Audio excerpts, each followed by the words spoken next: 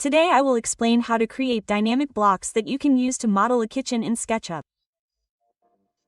I am Elisa and I am an architect specializing in interior design.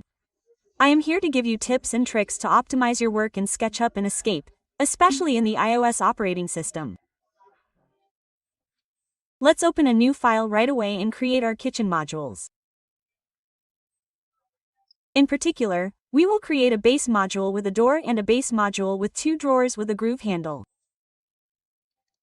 So let's create our first model right away.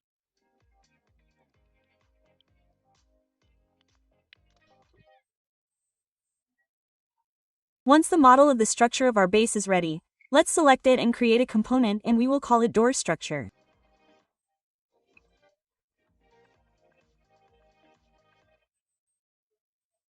Let's create our door and create the component here too.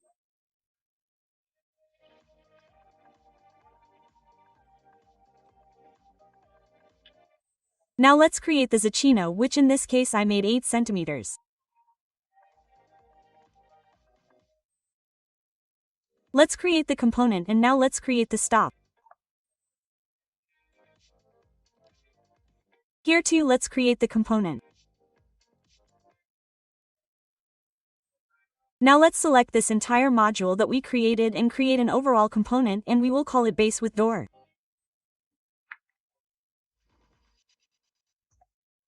Let's do the same thing but with our drawer base.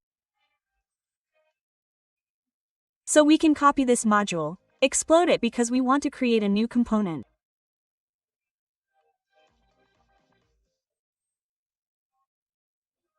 Let's delete the door that doesn't fit the drawer, explode the base because we want to modify it and create a drawer base, and let's modify it.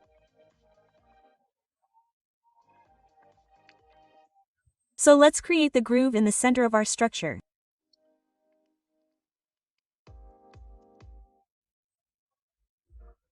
So, once it's ready, let's create our component here too, and we'll call it drawer structure.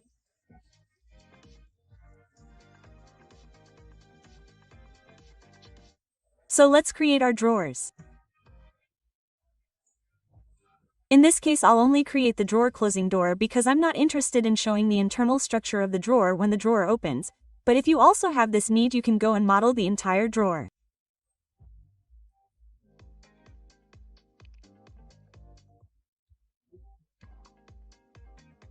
I create my component and I'll also copy it to the drawer below.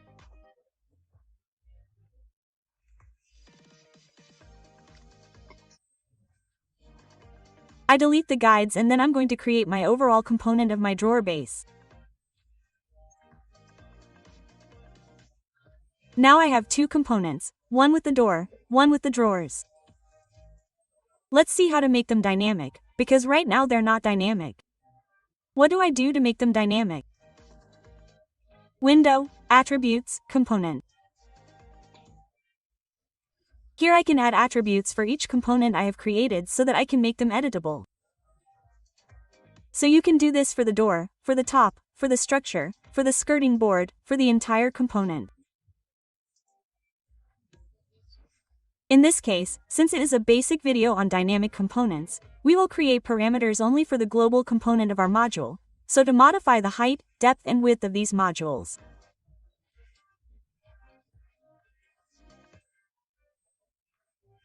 So we select our component and we will see that all the components that make it up will appear in this window. So we have the base component, which is the base with door, and then all the components that are inside it. In this case we will only act here. So we add an attribute to the base with door and let's insert the dimensions.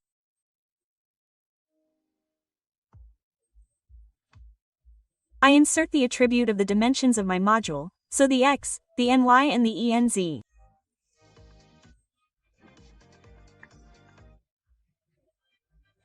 Now I want these attributes to be editable, so I click on the arrow next to it and this other window will open. Units, we can leave the default centimeters. Display rule, automatically there will be users do not see this attribute, so they cannot modify it.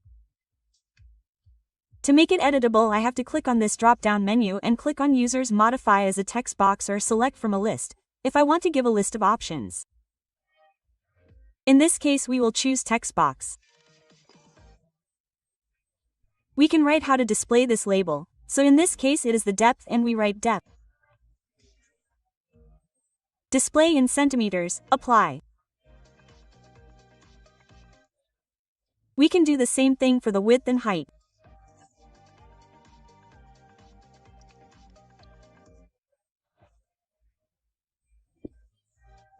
Let's do the exact same thing for the module with the drawers and close.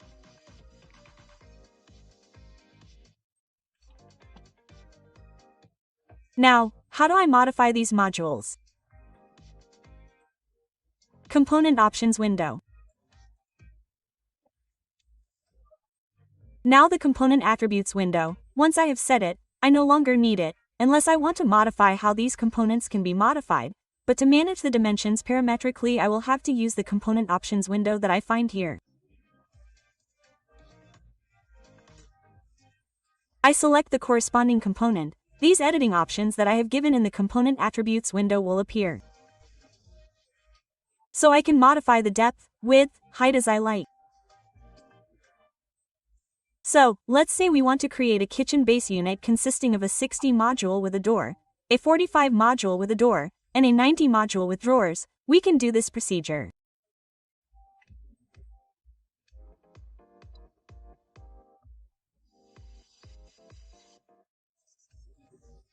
So we copy the module, give it a width of 45, bring the module with drawers closer together and give it a width of 90. And here our base unit is ready.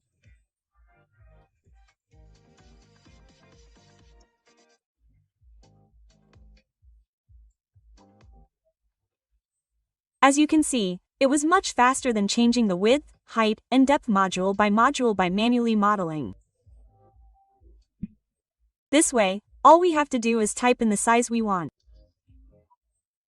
Of course, we can then save these components that we have created in a library and use them in all our projects. Did you like this video? But above all, was it useful? If you have any questions, write them in the comments and I will answer them.